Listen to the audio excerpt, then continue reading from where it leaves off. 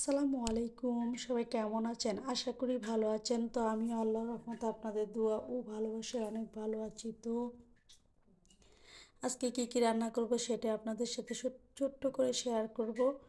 আজকে মোট 3 আইটেম রান্না করব আর মাটির চুলায় রান্না করব। মাটির চুলায় রান্না করতে আমার কাছে খুব ভালো লাগে আর বরাবরই রান্না করতে আমি খুব পছন্দ করি। তো এখানে একটা দেশি মুরগি নিয়েছি, বড় একটা দেশি মুরগি, একদম নিজেদের পালিত দেশি মুরগি। আর এখানে ইলিশ শুটকি নিয়ে নিলাম। ইলিশ শুটকিটাকে একটু ভুনা করব। তো মুরগিটাকে কেটে কুটে ধুয়ে পরিষ্কার করে নিয়ে নিয়েছি। তো একটি কড়াই আমি মাটির চুলায় খড়ি দিয়ে লাকড়ি দিয়ে, আমরা লাকড়ি বলি আর কি, লাকড়ি দিয়ে আগুনটা ধরিয়ে তো আমি একটি প্যান গরম করে পরিমাণ মতো তেল দিয়ে করে এতে আস্ত মশলা দিয়ে দিলাম পেঁয়াজটা একটু সামান্য ভাজা হলে, এই সবসময় যেভাবে মুরগি রান্না করে কি, তো এইভাবেই সব ধরনের মশলা দিয়ে মশলাটাকে ভালোভাবে কষিয়ে তো আমি দেশি মুরগিটাকে একদম দিয়ে একদম লাল লাল করে কষিয়ে নিচ্ছিলাম।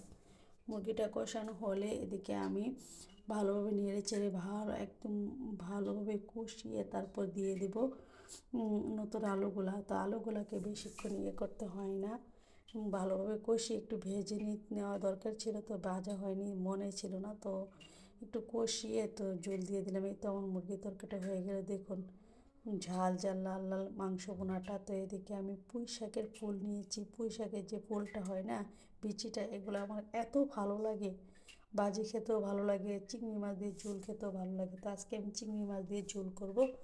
তো এখানে 3-4টা বড় বড় চিংড়ি মাছ আমি কুচি কুচি করে কেটে নিয়েছি। এখানে কড়াইতে আমি তেল পেঁয়াজ দিয়ে সব ধরনের মশলা দিয়ে চিংড়ি মাছটাকে ভালোভাবে কষিয়ে তো দিয়ে দিলাম।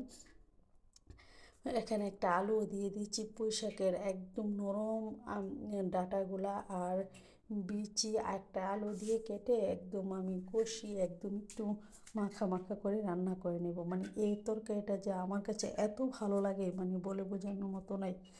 তো খুব সুন্দর করে কষিয়ে মাখা মাখা করে আমি ঝোল করে নিচ্ছি। আমি এক্সট্রা কোনো ঝোল দেবো না, পুঁই শাক থেকে যে ঝোলটা উঠেছে উঠিয়ে ধনে পাতা দিয়ে আমি উঠিয়ে নেব তরকারিটাকে। তো এখন আমি ভিডিও খুব লং হয়ে যাবে, তাই আমি মানে সার্ভ করে আর দেখানো হয়নি খেয়ে। তো এভাবেই রেসিপিগুলো আগে দেখিয়ে দিচ্ছি। তো এখানে আমি ইলিশ শুটকিটাকে কেটে কুটে পরিষ্কার করে ধুয়ে নিয়েছি।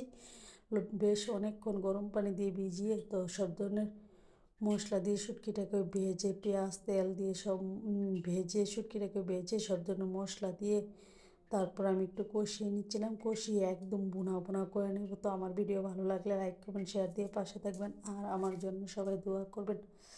তো আমার রান্নাটা প্রায় শেষ, ধনে পাতা দিয়ে সব শেষে উঠিয়ে নেব। তো বেশ অনেকগুলো কাঁচামরিচও দিয়েছি শুটকিতে। একদম দেখুন কতটা সুন্দর হয়েছে। আল্লাহ হাফেজ, আসসালামু আলাইকুম।